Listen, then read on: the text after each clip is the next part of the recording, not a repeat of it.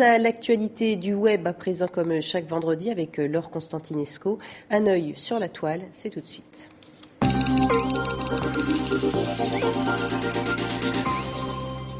Bonjour Laure, ravie de vous retrouver. Alors tout le monde se met au web documentaire, mais pour le meilleur comme pour le pire des fois. Alors qu'il y a un an, quasiment personne dans le grand public, en tout cas, ne savait ce que c'était qu'un webdoc. Et bien aujourd'hui, tout le monde veut le sien, et donc avec plus ou moins de réussite. Le premier exemple avec La Vie à Sac, web documentaire de Médecins du Monde, de l'ONG Médecins du Monde, qui nous emmène à la rencontre de 4 personnes, autant de visages de la misère d'aujourd'hui en France. On regarde tout de suite un petit extrait.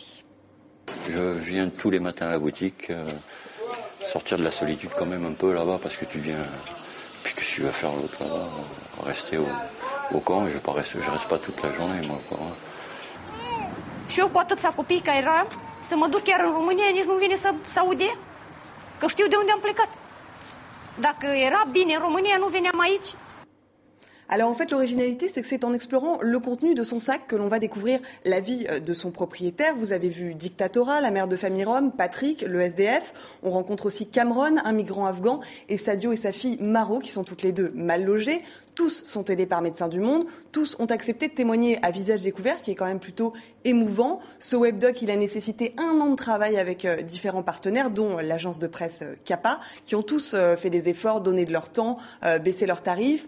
À la réalisation, on trouve 3 femmes, dont la célèbre cinéaste Solveig Handspar. Vous vous souvenez peut-être du film Haut les cœurs, avec lequel Karine Viard avait eu un César en 2000. Bref, La Vie à Sac, pour moi, en tout cas, c'est une production réussie, autant au niveau de l'éditorial qu'au niveau de la réalisation web.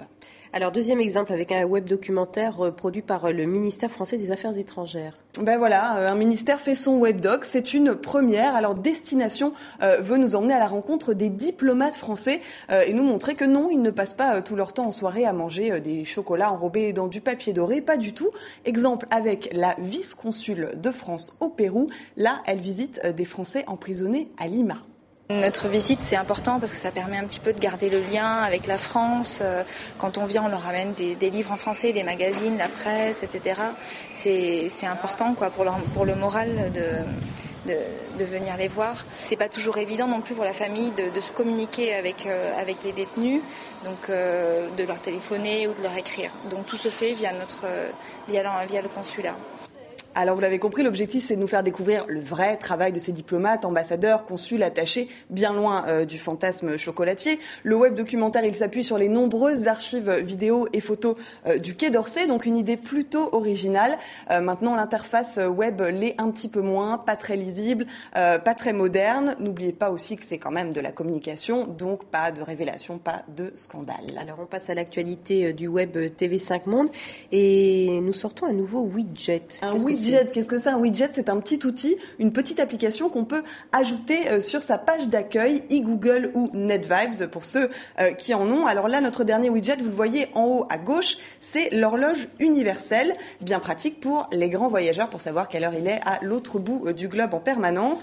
À découvrir aussi, si vous ne les avez pas encore, tous les autres widgets TV5 Monde, météo, dictionnaire, dernier JT, quiz, dessin quotidien de dilemme ou encore le mot du jour de Merci Professeur. Merci beaucoup, Laure Constantinesco. On vous retrouve la semaine prochaine. À la semaine prochaine.